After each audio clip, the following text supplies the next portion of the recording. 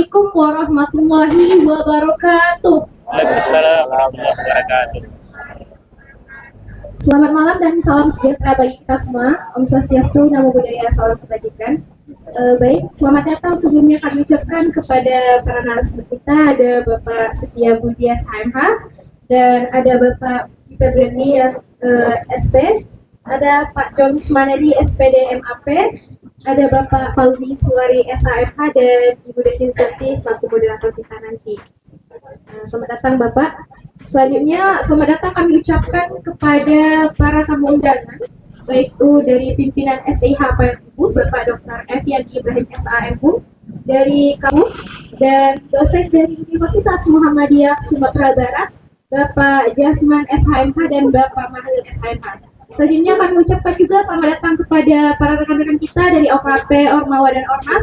Ada IMM Payakumbuh, dari PMII Payakumbuh, dari Badan Eksekutif Mahasiswa Universitas Andalas, dari GMNI Payakumbuh, dari SEMNI Payakumbuh, dari STKIP Payakumbuh, dari Staida Payakumbuh, dari Ansor Payakumbuh, HMI Cabang Payakumbuh, dari STID Payakumbuh dan Payakumbuh Muda, serta dari STTP Payakumbuh, dari STIH Payakumbuh, dari PTL Syahfi Kalibratek Mandiri, dari Fatayat Payakumbuh, dari Politani Payakumbuh, dari Sekolah Lapau 50, dari Fakultas Hukum Universitas Muhammadiyah Sumber, dan Fakultas Hukum dari Universitas Islam Negeri Batu Sangkar, serta dari Prima DMI Payakumbuh, Fakultas Pertanian Universitas Muhammadiyah Sumber, serta dari fungsionaris pengurus besar HMI dari yaitu Bapak Ibu Pengambil yang telah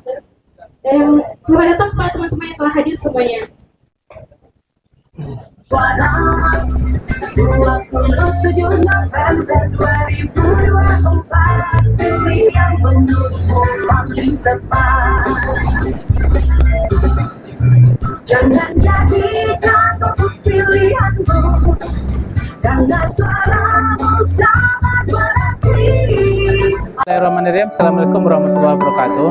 Kami dari KPU Provinsi Sumatera Barat dan narasumber dalam kegiatan Forum Seni Budaya Paliko pada malam hari ini mengapresiasi kegiatan yang dilaksanakan oleh teman-teman Forum Seni Budaya di Paliko yang telah melaksanakan diskusi publik dengan KPU dengan tema kupas habis syarat administrasi bakal calon. Dan kegiatan ini merupakan kegiatan yang sangat bermanfaat bagi teman-teman yang melibatkan Ormas dan OKP di Payakumbuh dan 50 kota khususnya. Dan kami mengajak secara bersama-sama, mari kita gunakan hak pilih kita nanti di tanggal 27 November 2024 yang akan datang. Jangan golput dan mari kita tolak politik uang dan hoax. Assalamualaikum warahmatullahi wabarakatuh. Assalamualaikum warahmatullahi wabarakatuh. Assalamualaikum warahmatullahi wabarakatuh. Karena kurang semangat, kita ulang sekali lagi ya. Assalamualaikum warahmatullahi wabarakatuh. Waalaikumsalam. Luar biasa. Ya mungkin kata-kata penghormatan kita tumpang saja untuk berbicara terlebih dahulu ya. Dan pada malam hari ini hal yang sangat kita tunggu-tunggu, memang hari yang sudah sangat kita tunggu-tunggu. Dan terima kasih kita ucapkan kepada seluruh teman-teman yang sudah hadir malam hari ini. Dan luar biasa sekali. Dalam kesempatan ini kita sudah hadir di hadapan kita bersama narasumber hebat, tokoh-tokoh hebat di Sumatera Barat, Kota Payakumbuh, dan Kabupaten 50 kota. Dan malam hari ini dengan tema sosialisasi dan pendidikan pemilih, diskusi publik peraturan KPU RI nomor 8 tahun 2024, kupas tuntas persyaratan administrasi bakal calon kepala daerah. Baik, untuk sebelum kita memulai, kita berikan tepuk tangan luar biasa terlebih dahulu untuk para narasumber kita malam hari ini. Kita akan sama-sama dengarkan pemaparan dari narasumber kita, Komisioner KPU Sumatera Barat, Bapak John Manedi SPD MAP. Kepada Bapak disilakan. Selamat malam, salam sehat, salam sejahtera buat kita semua. Yang saya hormati, Buddha kami, Budi Febriandi. Yang saya hormati Bapak Setia Budi SHMH selaku dosen STIH Payakumbuh. Yang saya hormati Pak Fauzi Iswari SHMH, akademisi dosen hukum tata negara UMSP Sumatera Barat. Teman-teman yang saya hormati dari Ormas OKP, teman-teman mahasiswa yang terhimpun dalam Forum Seni Budaya Payakumbuh dan 50 kota. Pada malam hari ini kita bertemu dan bertatap muka dalam rangka diskusi ringan. Jadi kita sersan saja. Sersan itu adalah serius tapi santai. Karena temuan itu adalah tuntas persyaratan administrasi syarat pencalonan kepala daerah.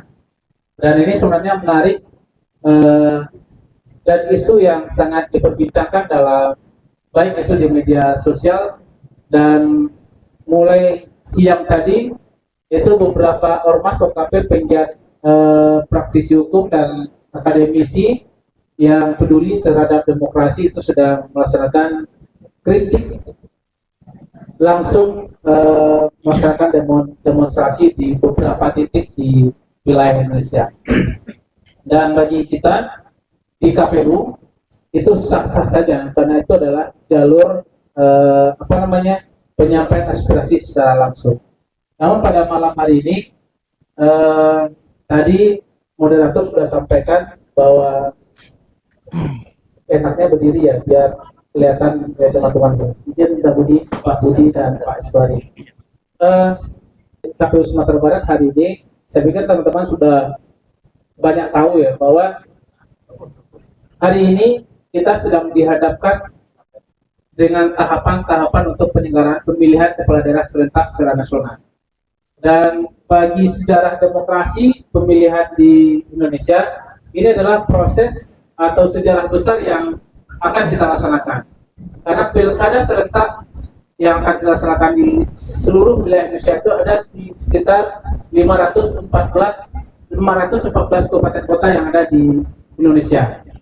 Kemudian ada 37 provinsi di Indonesia dari 38 provinsi yang ada.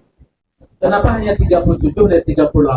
Karena ada satu provinsi yang diberikan hak istimewa atau otonomi daerah, yaitu adalah Provinsi DIY. Provinsi DIY itu tidak ada pemilihan gubernur. Kemudian ada 6 kabupaten kota di DKI yang sekarang berubah nama menjadi DKJ, Daerah Keistimewaan Jakarta.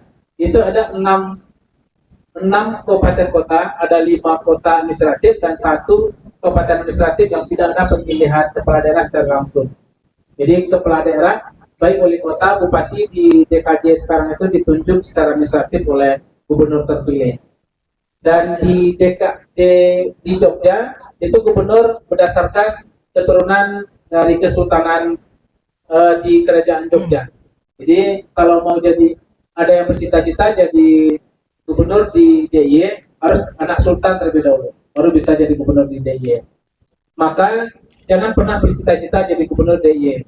Bercita-citalah jadi gubernur di Sumatera Barat atau di daerah lain selain dari Jogja. Teman-teman yang saya hormati, pada kesempatan malam hari ini izinkan kami menyampaikan beberapa informasi terkait dengan tahapan penyelenggaraan pemilu yang sudah kita laksanakan dan yang akan kita laksanakan. Dari tahapan yang disusun dalam PKPU nomor 2 tahun 2024, berdasarkan PKPU nomor 2, tahapan pelaksanaan pilkada itu tanggal 24, 26 itu adalah tahapan untuk kita sebagai penyelenggara pemilu KPU itu akan mengumumkan proses pendaftaran calon. Jadi di tanggal 24 sampai 26 kita baru menghimbau seluruh warga negara yang berada di Sumatera Barat untuk mendaftarkan dirinya menjadi calon kepala daerah. Dan di tanggal 27 sampai dengan tanggal 29 itu adalah masa pendaftaran pasangan calon.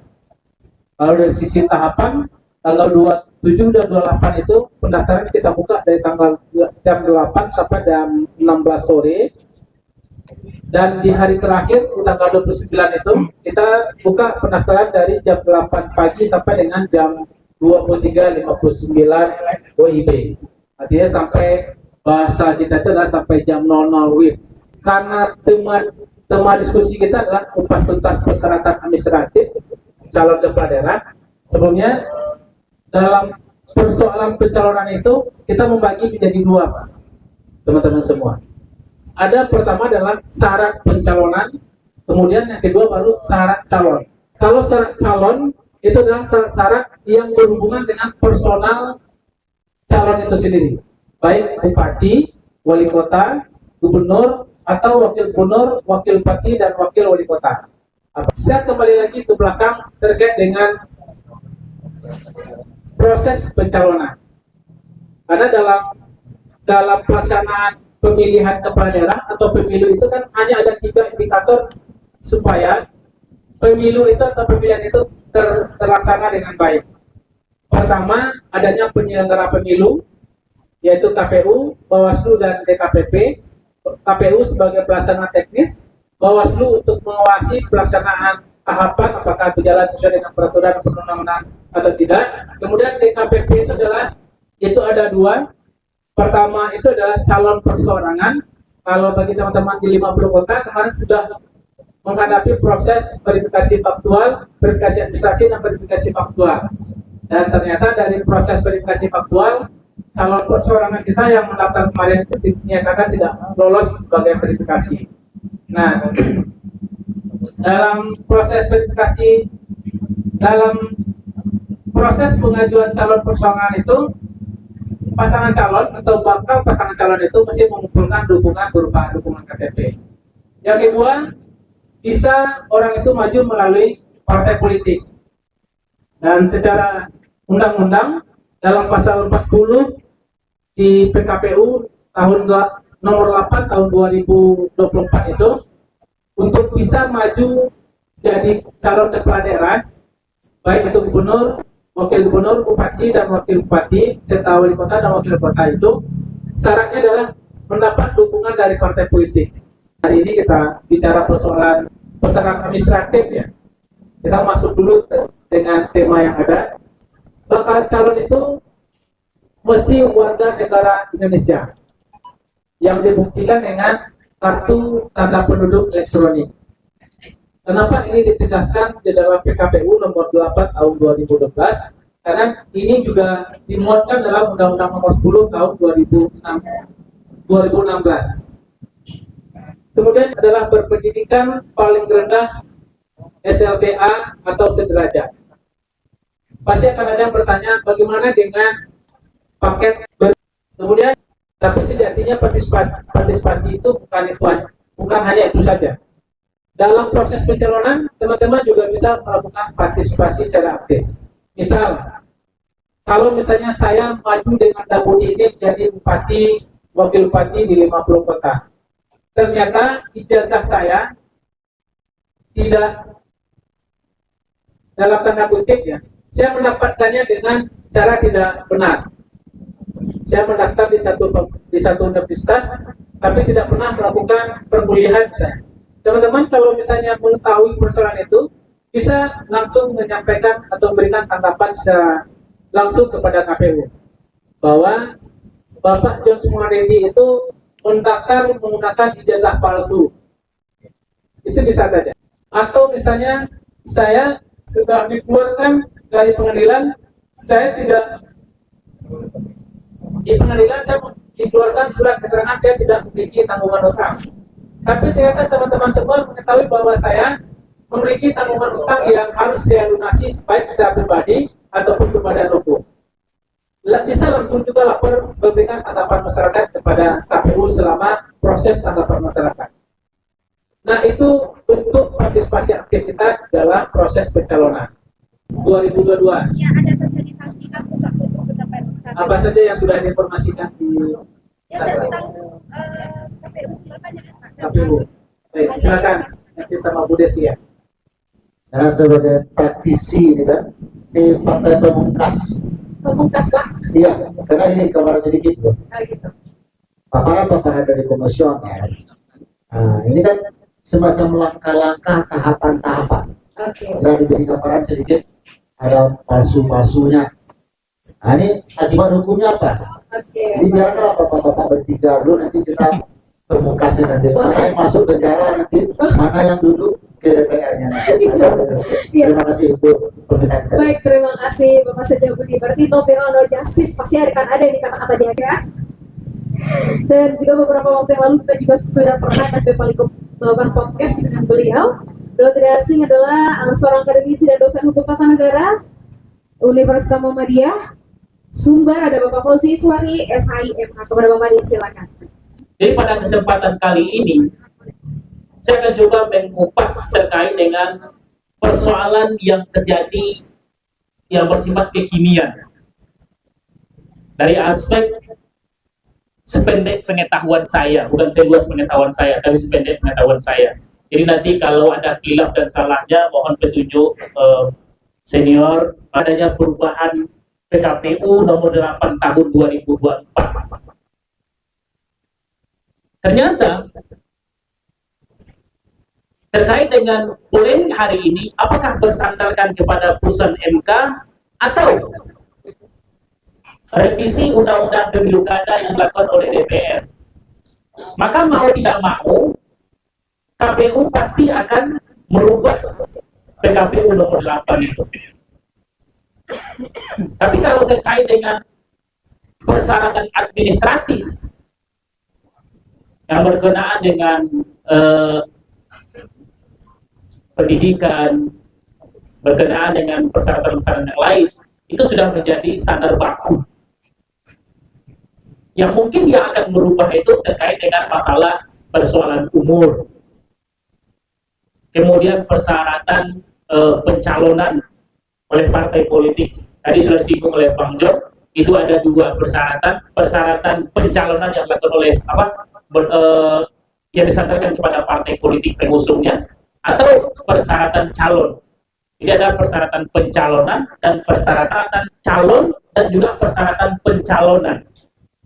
Kalau persyaratan calon misalnya dari segi usia tadi, usia 30, apakah mau ditetapkan nanti ketika ditetapkan sebagai calon atau ketika sudah terpilih? Begitu juga dengan persyaratan pencalon oleh partai politik. Apakah mau mengadopsi putusan MK atau mengadopsi putusan MA atau mengadopsi apa yang diatur dalam undang-undang pemilu kada. Tapi perlu ditegaskan di sini, ya, putusan MK itu bersifat erga omnes, dalam artian dia langsung mengikat setelah dibacakan. Nah, jadi yang jadi perdebatan hari ini, ketika DPR dalam hal ini dianggap mengangkangi putusan MK dengan melakukan revisi atau perubahan terhadap undang-undang pemilu kada secara kilat. Orang yang pernah belajar dan juga sampai hari ini masih belajar, saya masih meyakini bahwa ketika DPR lebih mengedepankan putusan MA dibandingkan MK, itu secara hierarkis menurut saya itu sudah tidak tepat. Kenapa demikian? Karena MA itu dalam Undang-Undang Dasar, khususnya pasal 24A, itu mengatakan bahwa MA itu kewenangannya adalah mengadili pada tingkat kasasi dan menguji peraturan perundang-undangan di bawah undang-undang. Sementara MK dalam Undang-Undang Dasar pasal 24C itu dikatakan bahwa MK itu berwenang menguji undang-undang terhadap Undang-Undang Dasar atau kewenangannya. Secara hierarkis, kalau kita baca Undang-Undang nomor 12 tahun 2011 tentang pembentukan peraturan perundang-undangan, maka secara hierarkis posisi undang-undang itu itu adalah menempati urutan ketiga. Yang pertama Undang-Undang Dasar, yang kedua TAP MPR, yang ketiga adalah undang-undang. Dan putusan MK, Bapak dan Ibu sekalian, itu sederajat dengan undang-undang. Kalau kita lihat dalam kehidupan berdemokrasi hari ini, kalau kondisi yang terjadi hari ini dibiarkan begitu saja, maka yang namanya demokrasi akan mengalami penurunan. Kenapa demikian? Karena berkemungkinan besar kalau pola yang terbangun seperti yang sekarang ini dibiarkan begitu saja, akan terjadi banyaknya kepala daerah, calon kepala daerah itu dalam kompetisinya melawan kotak kosong. Kenapa demikian? Yang sudah bisa yang menjadi sentral kita melihat hari ini, misalnya DKJ, karena sebagian besar partai politik itu sudah bergabung ke koalisi Indonesia Maju Plus.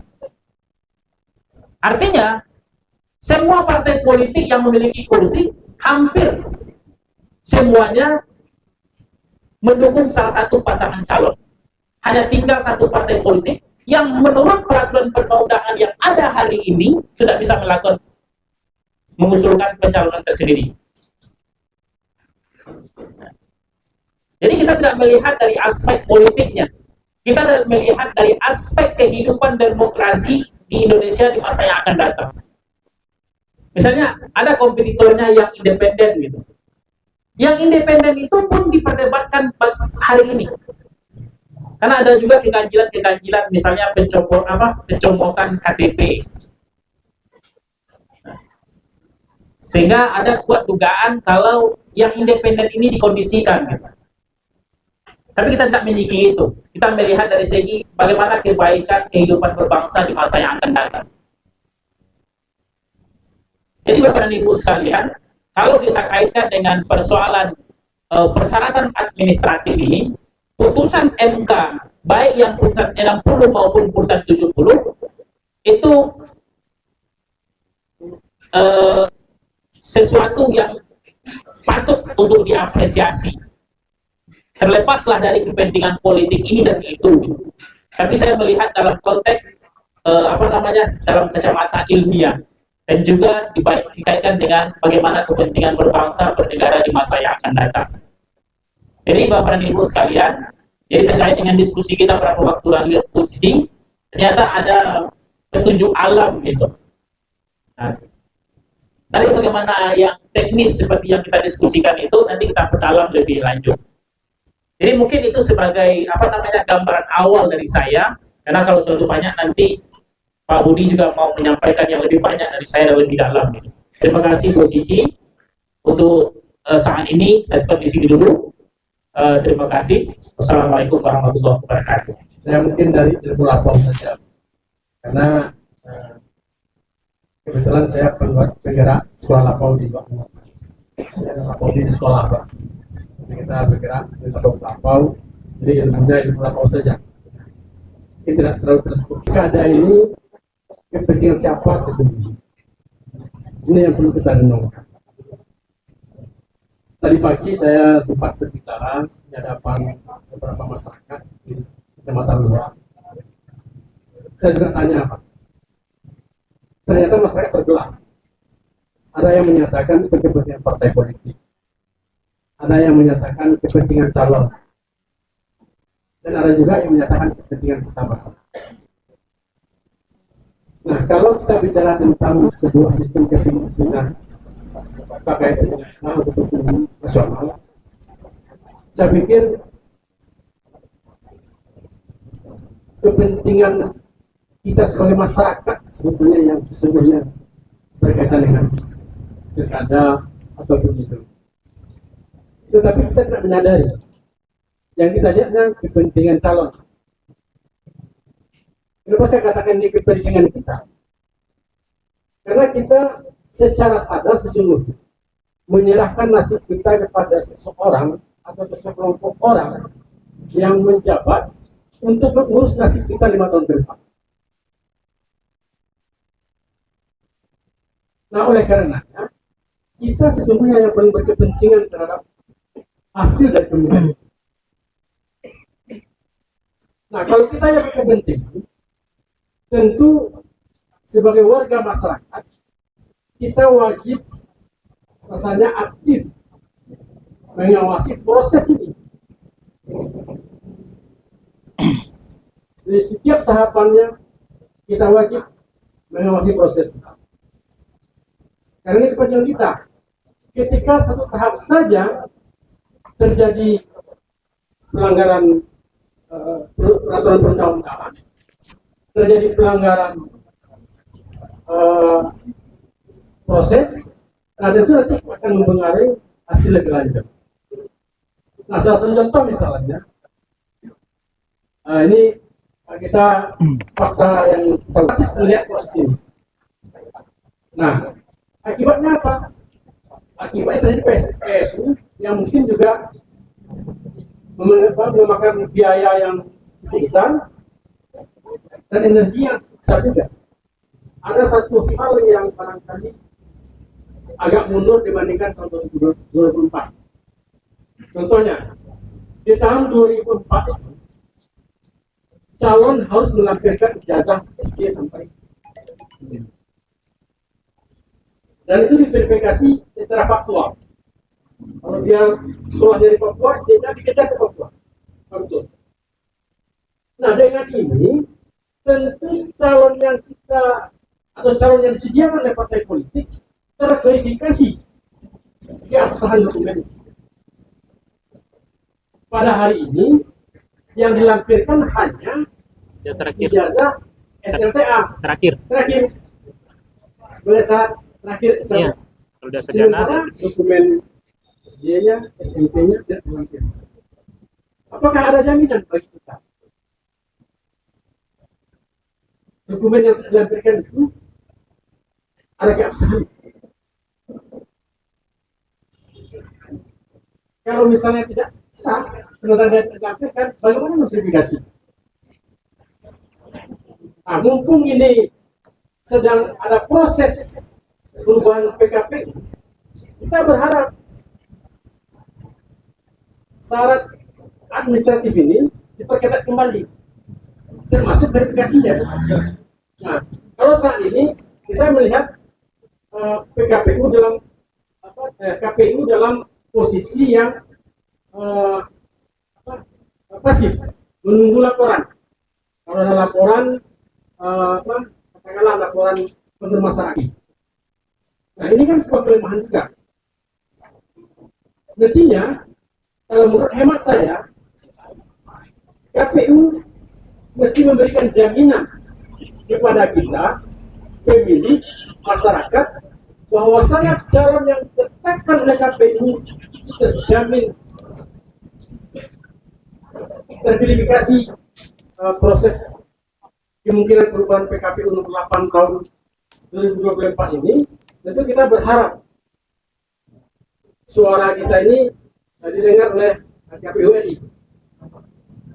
Nah, kalau KPU provinsi dan kabupaten kan hanya melaksanakan undang-undang saja, kan, melaksanakan PKPU saja, karena PKPU dibikin oleh KPU RI.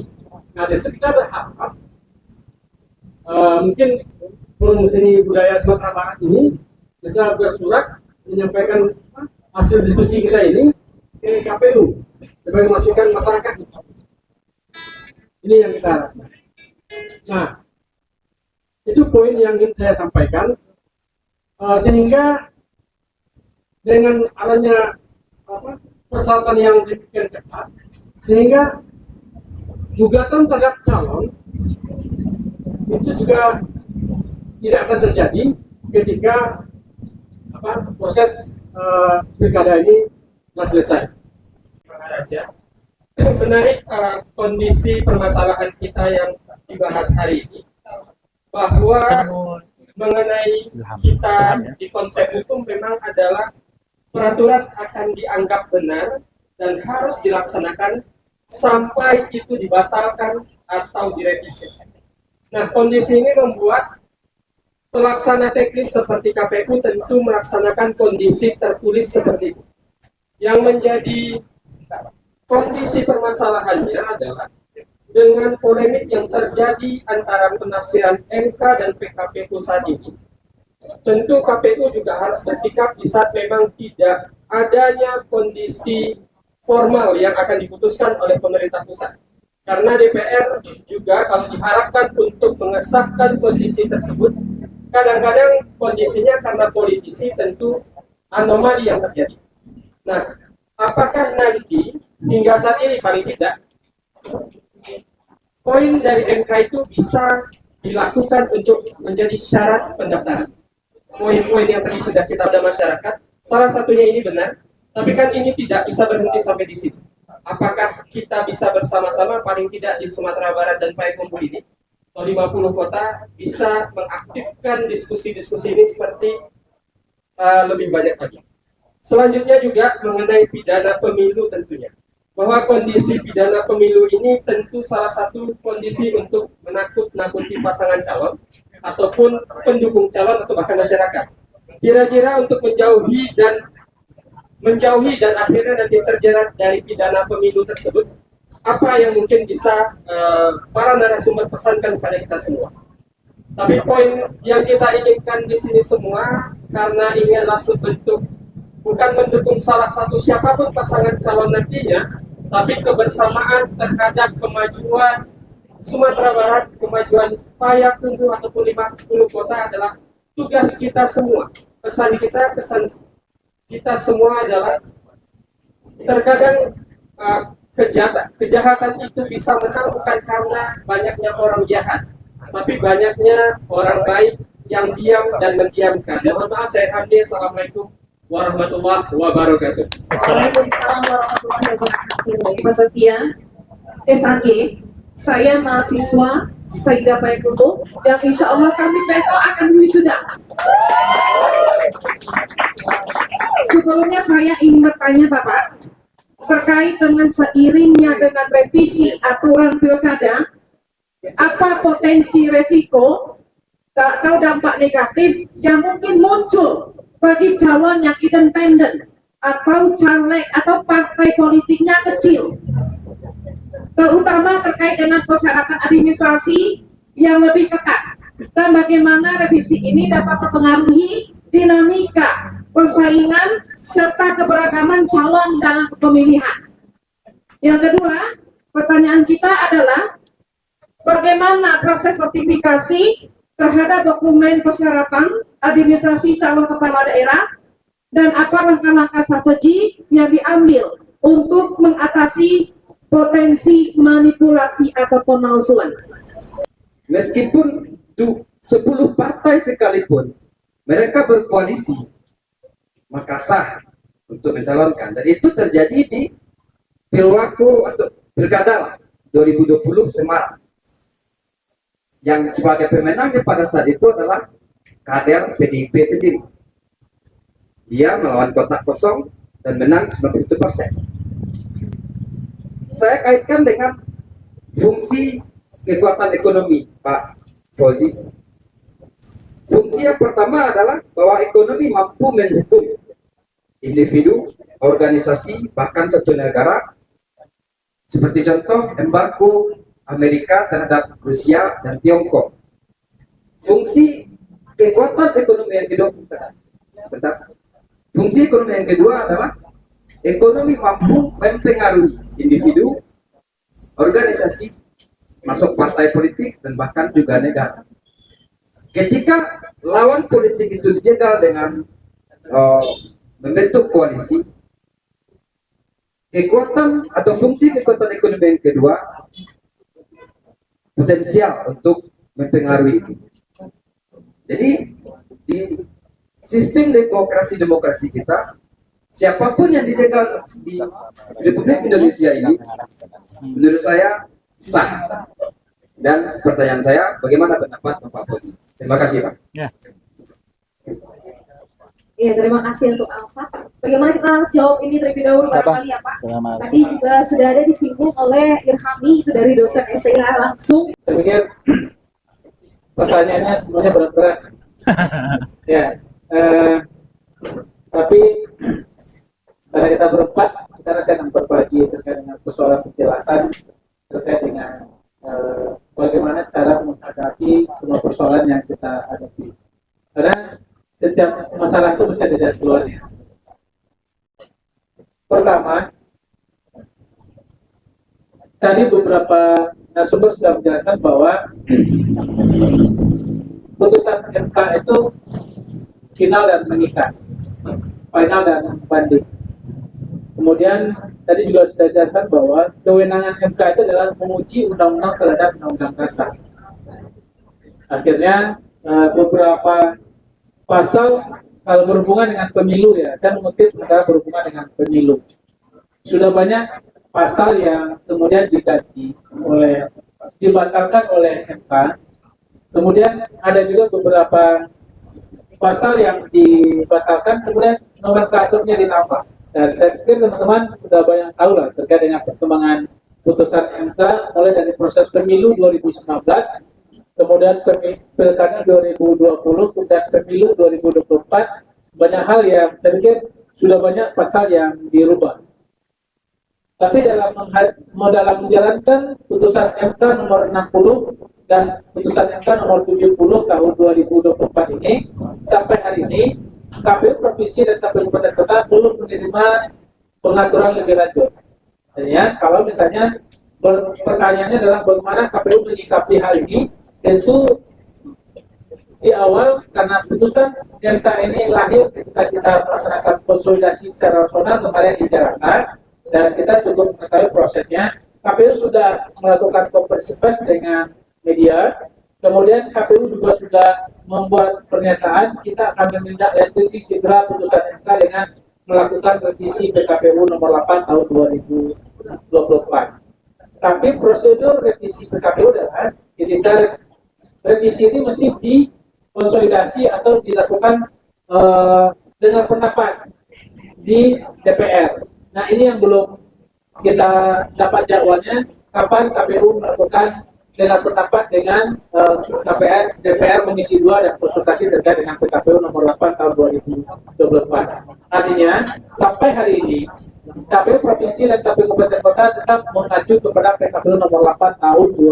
2024. Artinya, syarat pencalonan itu masih mengacu kepada pasal 40 di dalam Undang-Undang nomor 10 tahun 2016 bahwa untuk bisa mengajukan pasangan calon itu mesti dapat dukungan 20% jumlah kursi dan 25% dari jumlah suara sah. Sementara sampai hari ini ya kita belum mengeluarkan KPU belum mengeluarkan PKPU terbaru. Itu secara jawaban normal kita, jawaban sesuai dengan norma yang ada. Kalau KPU kan tadi Dabudi juga sudah menjelaskan bahwa KPU Kabupaten itu adalah eksekutor dari peraturan. KPU Provinsi monitor dari peraturan yang dilahirkan oleh KPU RI.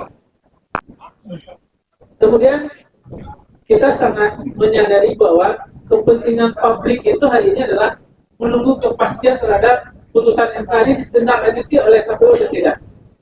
Hari ini kita bisa menjelaskan kepada teman-teman semua bahwa KPU pasti akan menindaklanjutinya. Karena hari ini tanggal 22. Artinya masih ada 5 hari lagi KPU dalam melakukan proses tindak lanjut dari putusan MK. Dan kita sudah terbiasa dengan waktu yang singkat untuk melakukan proses perbaikan dan revisi peraturan perundang-undangan. Kemudian dalam hal persoalan pidana pemilu, nanti juga Pak Budi juga akan menjelaskan terkait dengan pidana pemilu yang ada dalam Undang-Undang nomor 7 tahun 2017 dan Undang-Undang nomor 10 tahun 2016. Dan hari ini yang akan berhubungan dengan syarat pendaftaran calon itu, yang akan berhubungan dengan pidana pemilu itu adalah pemalsuan ijazah. Itu akan berhubungan dengan tindak pidana pemilu. Kemudian terkait dengan pemalsuan terkait dengan dokumen bahwa dia tidak pernah punya tanggungan hutang. Itu ternyata dia punya tanggungan hutang dan pengadilan mengeluarkan surat keterangan bahwa tidak punya tanggungan hutang. Itu efeknya juga pidana.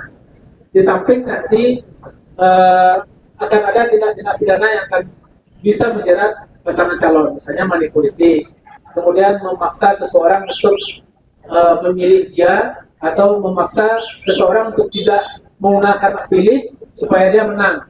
Ini kan juga salah satu strategi bagi pasangan calon untuk bisa menang. Kalau berhubungan dengan persyaratan calon yang akan dipidana itu adalah persoalan ijazah, pemocoran ijazah. Itu pasti berhubungan dengan tindak pidana.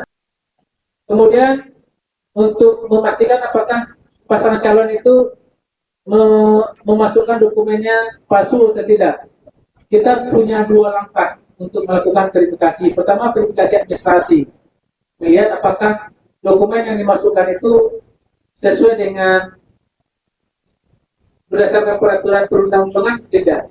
Kalau ada dokumen yang dilakukan, kita akan lakukan verifikasi faktual. Misal persoalan ijazah, kalau misalnya kita ragu terkait dengan legalisasi ijazahnya, kita akan melakukan verifikasi faktual kepada pihak yang berwenang, misalnya kepada kampusnya atau kepada sekolahnya.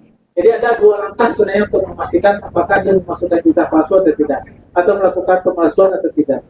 Lakukan verifikasi administrasi dan lakukan verifikasi faktual. Mungkin narasumber lain bisa menambahkan. Ya, baik, kita lanjutkan terlebih dulu untuk Bapak Fauzi, itu pertanyaan khusus loh Pak. Oke. Baik, terima kasih Bu Cici. Terima kasih juga kepada penanya tadi, Saudara Alfat ya. Nah, baik. Jadi di dalam berdemokrasi, cegal-mencegal untuk mendapatkan kue kekuasaan itu adalah suatu yang lumrah. Tapi mencegal dengan cara yang tidak lazim, tidak dibenarkan oleh konstitusi, bertentangan dengan dasar negara, dengan Pancasila, itu suatu yang tidak dibenarkan. Nah, dari mana kita mengatakan pencegalan seperti itu tidak demokratis?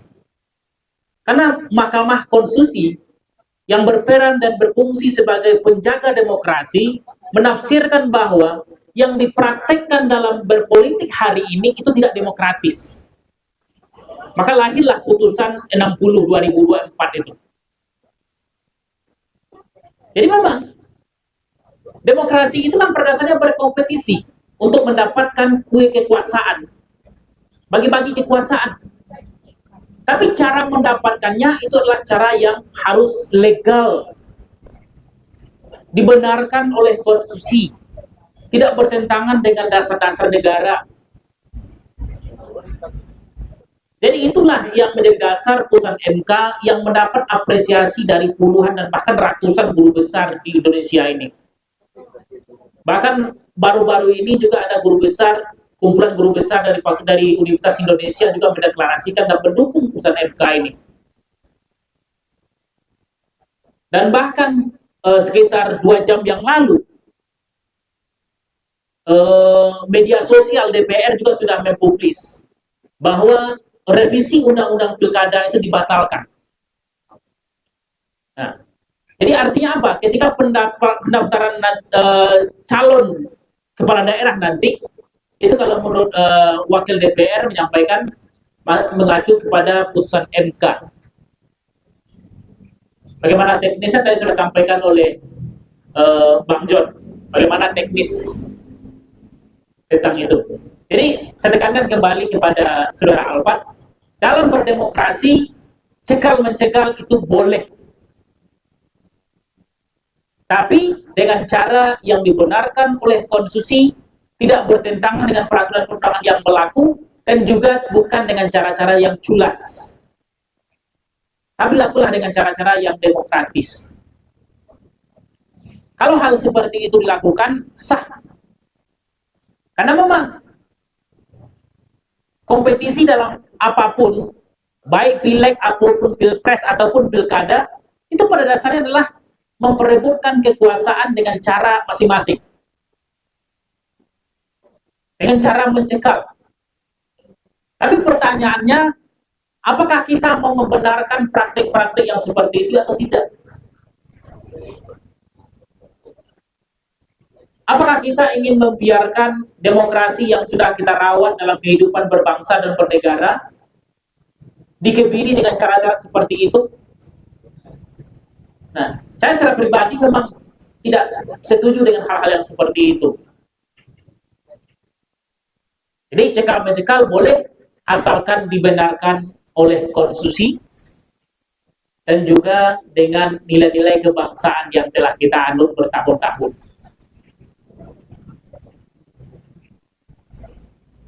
Jadi memang apapun sebetulnya mempengaruhi kancah perpolitikan. Bahkan yang paling dominan seperti yang disampaikan oleh Alfa tadi adalah masalah ekonomi juga sangat mendominasi. Nah,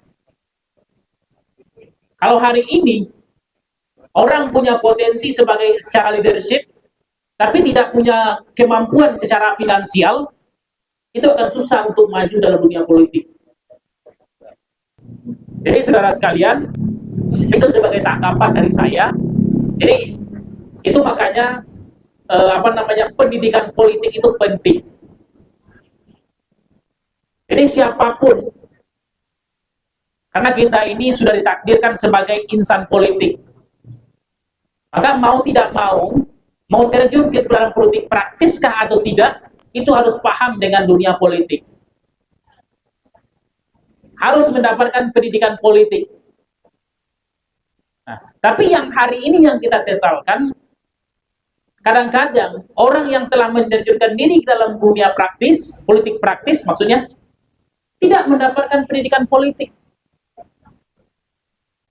Betapa banyak kita lihat orang yang masuk partai politik dalam hitungan hari, sudah menduduki jabatan tertentu di bidang di partai itu, dan bahkan sudah diusung untuk menjadi calon ini dan calon itu, gitu. Bukan untuk memperoleh hal-hal tertentu yang notabene-nya untuk kepentingan pribadi yang sifatnya tidak ukhrawi, gitu. Jadi mungkin itu tanggapan dari saya, Bu Cici. Ya. Dari saya sedikit saja. Yang pertama berkaitan dengan partisipasi. Ujungnya adalah memang kita bagaimana menghasilkan pemimpin yang tepat. Nah, saya melihat partisipasi ini bukannya sekedar datang ke TPS, tapi partisipasi secara luas. Bagaimana kita mempengaruhi sebuah proses keputusan politik. Ketika partai politik tidak menyediakan calon-calon terbaik di daerah itu, maka langkah yang terbaik yang diambil oleh masyarakat berpartisipasi adalah menyediakan calon sendiri melalui jalur independen. Itu yang terbaik. Bagaimana tokoh-tokoh masyarakat menjadi calon sendiri ketika partai politik tidak bisa menyediakan calon terbaik itu. Itu yang harus kita pikirkan. Kalau sekarang mungkin agak terlambat, tapi kita 5 tahun ke depan harus berpikir ke arah sana. Ketika parpol tidak menyediakan calon terbaik untuk kita, maka masyarakat bisa bergerak mengajukan calon sendiri. Undang-undang menjamin ada calon independen. Tapi persoalan sekarang adalah calon independen itu muncul karena keinginan sendiri, bukan karena keinginan masyarakat. Nah, utang kita lah bersama-sama para aktivis, para mahasiswa, teman-teman civil society lainnya, bagaimana memberikan penyadaran kepada masyarakat. Paling tidak nanti di Payakumbuh Purwakarta ada potensi untuk pilkada tahun 2019. Ketua-ketua Karang Taruna seluruh kecamatan ini ada intervensi misalnya. Dermaga untuk jalur independen, murah, dan bisa menghasilkan lulusan bisa menghasilkan calon yang sesuai dengan kita masyarakat. Kenapa kita nggak berpikir seperti ini? Ini pikiran nakal sebetulnya. Nah, tapi pikiran nakal ini kalau kita serius bisa menghasilkan sesuatu yang lebih baik. Nah, itu kaitan dengan partisipasi. Saya kira itu. Terima kasih. Assalamualaikum warahmatullahi wabarakatuh. Begini Pak, jadi kebanyakan saat ini seseorang yang mencalonkan dirinya kebanyakan di awal membuat strategi untuk kepentingan rakyat kan Pak. Sedangkan setelah duduk kebanyakan sudah terjadi, yaitu hanya menginginkan kekuasaan dan kepentingan pribadi saja. Menurut Bapak, bagaimana cara menghadapi dan membangun kepada anak bangsa supaya tidak terjadi hal serupa seperti ini terus-menerus? Yang kedua, bagaimana menjaga dan mengawasi pelaksanaan visi misi dari kepala daerah terpilihnya nanti? Karena yang dilaksanakan saat kampanye berbeda dengan saat yang di jabatan. Itu pertanyaan saya dari perwakilan SDIH. Pilkada atau pemilu itu adalah seremonial. Kita yang harusnya berpikir bahwa pilkada itu, teman-teman di forum seni budaya Paliko ini sebenarnya bisa mengundang calon nanti untuk memaparkan visi misi di tengah-tengah kita. Dalam forum seperti ini bisa teman-teman juga mengundang visi misi calon itu seperti apa untuk pembangunan Payakumbuh dan 50 kota untuk depannya. Maka akan berhubungan dengan pertanyaan dari Nabila dari SDIH. Apakah ada kepentingan rakyat yang diperjuangkan dalam visi dan misi dan program kerja nanti di dalam mereka menjalankan program visi dan misi mereka? Maka saya menyarankan ke depan itu atau setelah ditetapkan pasangan calon, teman-teman di forum seni budaya Paliko ini bisa mengundang ke semua calon lah untuk mengupas visi misi mereka.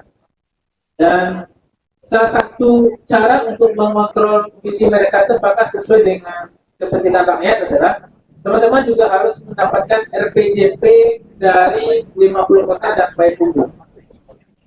RPJP itu adalah rencana pembangunan jangka panjang dari Kabupaten 50 kota dan Payakumbuh. Karena dalam Undang-Undang Nomor 10 tahun 2016 itu visi misi pasangan calon itu mesti sesuai dengan RPJP dari daerah masing-masing. Jadi kalau tidak sesuai, maka teman-teman bisa mengkritisnya dengan baik. Itulah cara teman-teman untuk mengontrol apakah visi misi itu sesuai dengan kepentingan kita atau tidak. Oke, kita tambahkan sedikit. Ini tambah Pak Dukun juga. Gitu kan. Artinya tidak suatu perbuatan yang aturannya tidak ada mengatur, maka tidak ada aturan hukum yang bisa menghukumnya. Gitu. Jadi ini paham gitu. Jadi dalam hal ketatanegaraan kita, sepanjang aturan-aturan main itu ada aturannya, ya diikutkan. Seperti apa aturannya? Jadi kalau di luar daripada aturan, ini offset bolanya.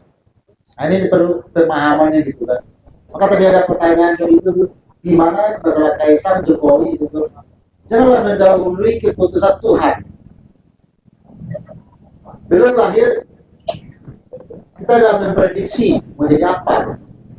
Makanya kita minta kepada adik mahasiswa, anak mahasiswa itu rajin-rajinlah membaca Iqra bismi rabbikal ladzi khalaq. Tuhan itu akan mengangkat derajat kamu itu kalau kamu rajin membaca. Percayalah. Kami ini duduk berdiri di sini seperti itu. Jadi kita berharap ke depannya rajinlah membaca aturan-aturan hukum. So negara kita ini Reichstag, negara hukum. Percayalah. Jadi di dalam langkah-langkah kehidupan mau jadi apanya kita itu, mau jadi dokter, misalnya gitu, atau insinyur pertanian gitu, tetap aturan hukum. Jadi kalau kita nggak membaca, nggak menganalisa, nah ini kadang-kadang kita bingung juga. Ini Pak Ucok ini kan ada di depan kitanya. Tahu beliau ini di lapangan. Itu dia sarjana hukum itu, si Anu itu gitu kan. Bahkan dia jadi pengacara juga. Tapi dalam beracara, gitu, ada perkara P19 dikembalikan nama jaksa gitu kan. Dibilangnya tuh, marah dia sama Pak polisi itu. Itu berkata dikembalikan jaksa kok, polisi nahan kliennya juga gitu kan. Berarti nggak ngerti di acara. Udah sarjana. Nah, makanya waktu dosen itu ngajar jangan melek, jangan tidur. Jadi beberapa pertanyaan-pertanyaan tadi kalau kita ikuti, ada pertanyaan itu pas isinya gitu. Ada yang menerawang gitu. Jadi introspeksi diri aja kita. Mau jadi apanya kita. Hidup itu pilihan. Yakin itu. Jadi nanti kalau calon-calon pemimpin ini nanti ke depannya ya 10 tahun kalau kita sehat umur panjang ketemu nanti oh ini beasiswa kita dulu. Makin rajin belajar, makin pintar gitu. Tidak bisa diobok-obok. Oke, demikian Bu Cici tambah. Nah ini yang perlu kita diskusikan. Sehingga 5 tahun ke depan itu kita bisa melakukan pilkada yang lebih baik daripada apa yang dibayangkan oleh adik kita dari himpunan masyarakat yang mengatakan ya mungkin ada benarnya juga di beberapa tempat pilkada belum selesai pemenangnya sudah ditentukan. Misalnya ya pilkada di beberapa tempat atau di masa lampau melawan kotak kosong atau melawan pasangan calon yang sudah dipersiapkan. Nah dengan kesadaran seperti itu, saya yakin dan percaya suatu saat proses pilkada ini akan menghasilkan pemimpin yang terbaik. Jadi kita tidak perlu pesimis. Kita harus terus berusaha optimis menghadirkan sebuah proses yang terbaik. Kalau kita pesimis, apalagi masyarakat yang mungkin ke sawah, mungkin jualan di pasar, mungkin yang pesimis lagi. Karena kita yang kaum intelektual saja sudah pesimis, apalagi mereka. Nah, kita harus bangunkan rasa optimis itu, supaya kita bisa menghadirkan yang terbaik. Nah, termasuk kita membeda persyaratan ini juga untuk menghasilkan calon yang terbaik. Agar yang didapatkan bukan calon yang abal-abal misalnya dokumennya. Makanya kita beda bagaimana syarat administrasi ini bisa terverifikasi dengan baik. KPU bisa memberikan jaminan kepada kita bahwasanya calon yang mereka tetapkan itu betul-betul sudah terverifikasi calon. Nah, ini yang perlu kita diskusikan pada malam. Fakta integritas. Kami menyatakan betul-betul.